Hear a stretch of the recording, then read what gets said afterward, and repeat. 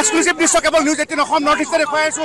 ভূপেন কুমাৰ বৰা বনাম দিগন্ত বৰা, ভূপেন বৰা বনাম দিগন্ত বৰা। কংগ্ৰেছৰ প্ৰতিবাদত উত্তাল ৰাজ্য, কঁপি উঠিল ৰাজধানী দিছপুৰ, কঁপি উঠিল গুৱাহাটী মহানগৰ।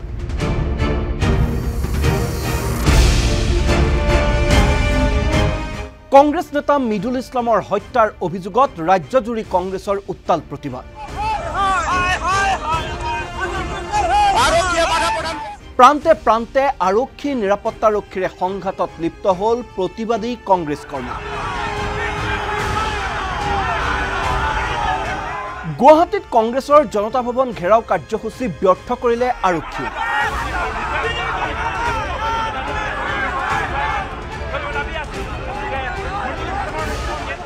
কিন্তু গুৱাহাটীত দেখিবলৈ পোৱা গ'ল আজি এক পৃথক পৰিৱেশ, যে গুৱাহাটীত আৰক্ষীৰ সমৰসজ্জাৰ বিপৰীতে কিন্তু বিভিন্ন দিশৰ পৰা কংগ্ৰেছৰ প্ৰতিবাদকাৰী আহিল, কংগ্ৰেছে প্ৰতিবাদ সাব্যস্ত কৰিল।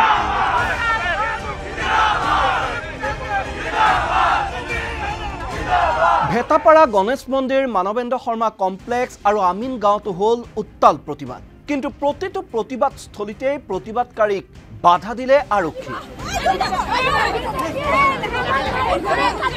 আৰু কংগ্ৰেছৰ প্ৰতিবাদ ৰোধৰ বাবে বৃহস্পতিবাৰৰ পৰাই সষ্টম হৈ আছিল গুৱাহাটী মহানগৰ আৰক্ষী। আৰক্ষী, SSB, CRPF, বীৰাংগনা সকলো নামিল প্ৰতিবাদ দমন।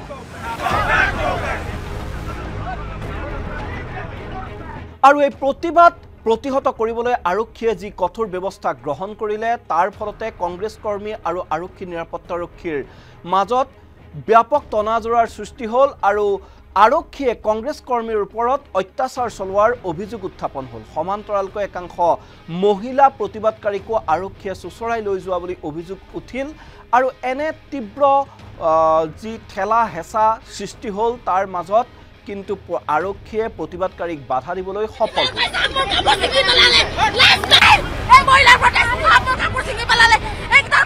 ইফালে প্ৰতিবাদ দমনৰ বাবে বৃহস্পতিবাৰৰ পৰা সষ্টম হৈ থকা মহানগৰ আৰক্ষীয়ে পুৱাই আটক কৰিলে ৰাষ্ট্ৰীয় যুৱ কংগ্ৰেছৰ সভাপতি।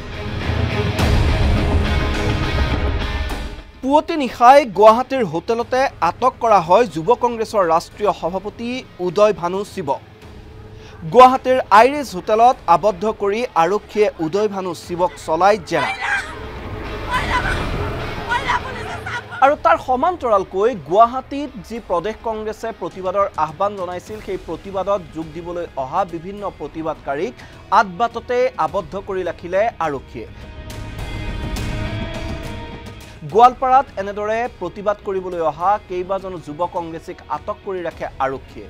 কিন্তু তাৰ বিপৰীতে ৰাজ্যৰ প্ৰতিখন জিলাতে প্ৰায় কংগ্ৰেছ কৰ্মীয়ে সাব্যস্ত কৰিলে চৰকাৰ বিৰোধী এই প্ৰতিবাদ।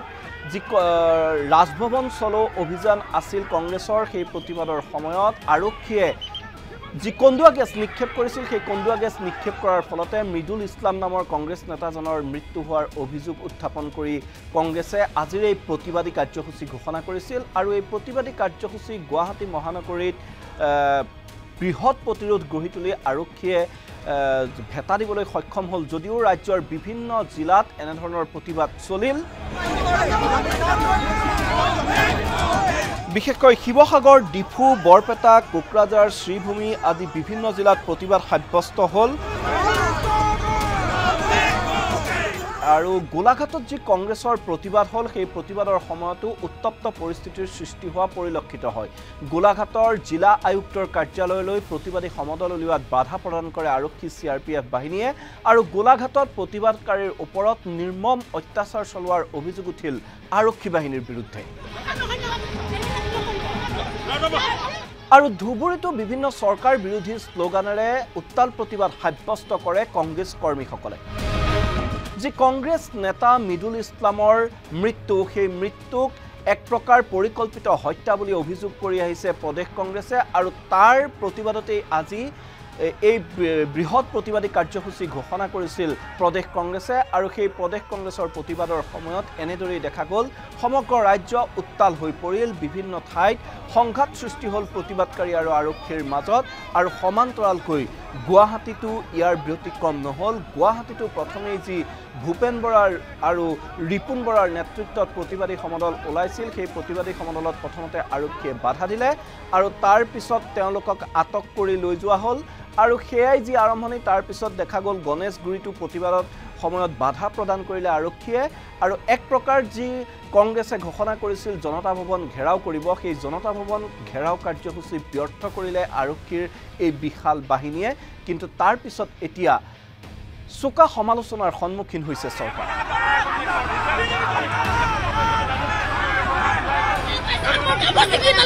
What